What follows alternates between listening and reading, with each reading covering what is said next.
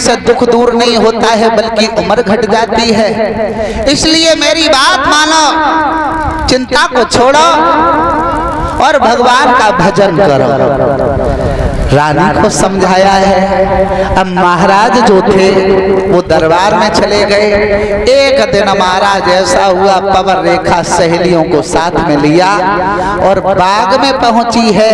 और जब बाग में गई सहेलियों को साथ में लेकर के, उस बाग में आंधी आ गई।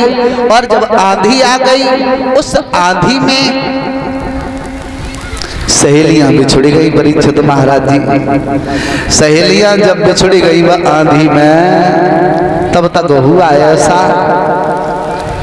सहेलियां अलग चली गई, रानी अलग चली गई दूसरी रास्ता पर। आंधी में अब राक्षस लोग आने लगे हैं। एक राक्षस आया जिस राक्षस का नाम था दुर्मिलक।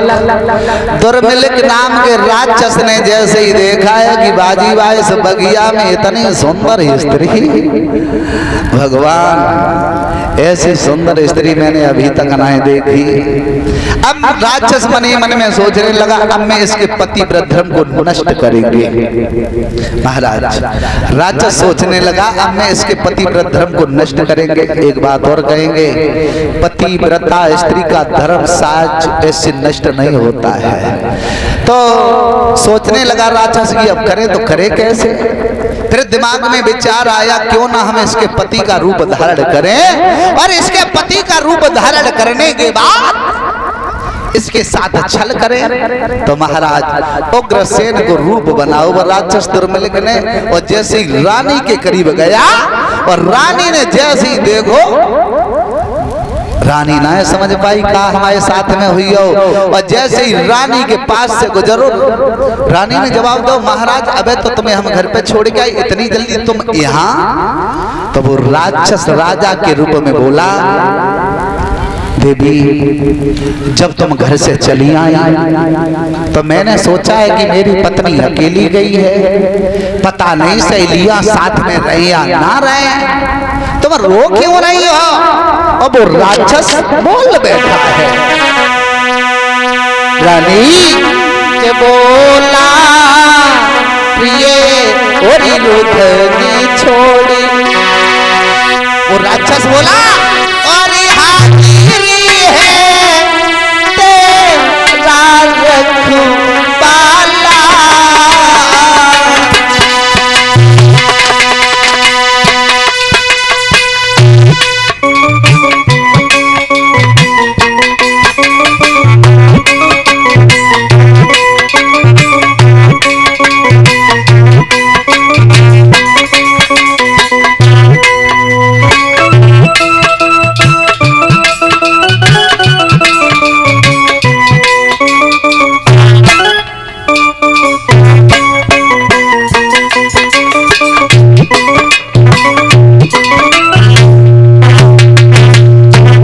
जवाब दिया, रानी अरे दूर क्यों खड़ी हो, मेरे पास आओ, रोना धोना ये बंद करो। और वो राक्षस बोला,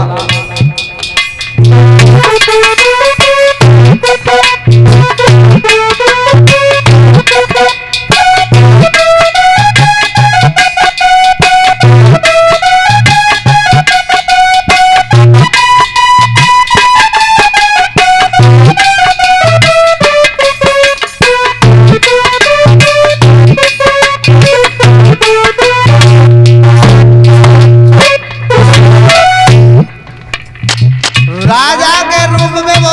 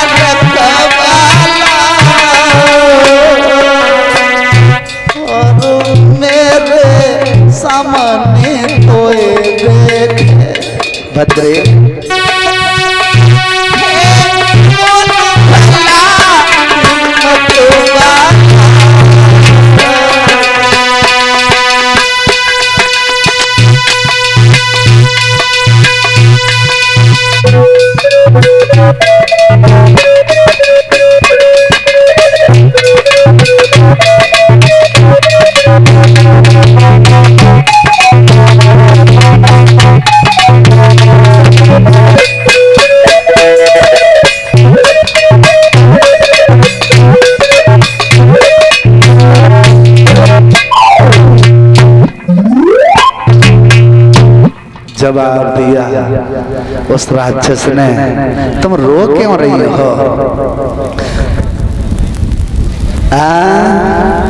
अब हुआ ऐसा, उस राक्षस ने महाराज धोखा में उस नीच ने कियो सती संग भोग, प्रकट है गोयंत में उस पापी का सहयोग। लास्ट में वो राक्षस अपने रूप में आ गया, रानी के पतिव्रत धर्म को नष्ट किया।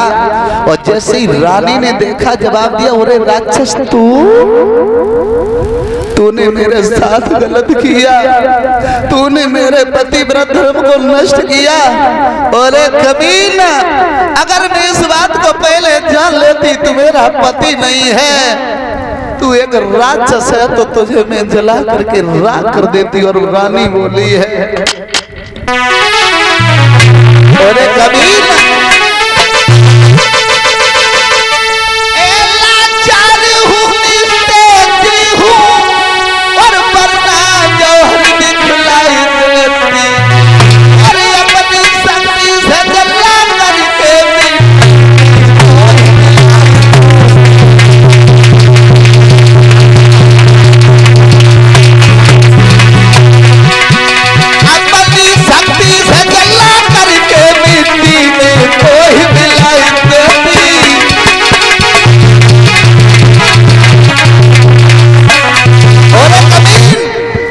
बात को जान लेती तू मेरा पति नहीं है, तू एक राक्षस है, तब तुझे श्राप दे करके भस्म कर देती। क्या करी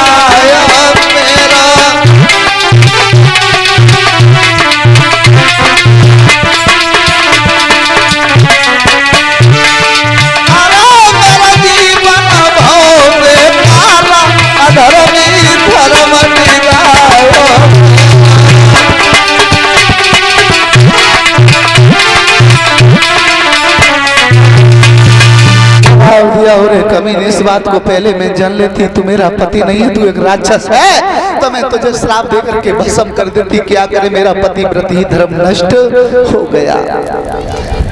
राक्षस बोला, रानी चिंता मत करो, मुझे दुख था कि तुम्हारे घर में कोई संतान नहीं थी, आज तुम्हारे गर्भ से बहुत सुंदर पुत्र पैदा होगा। रानी बोली, क्या तेरे जैसा राक्षस पैदा होगा?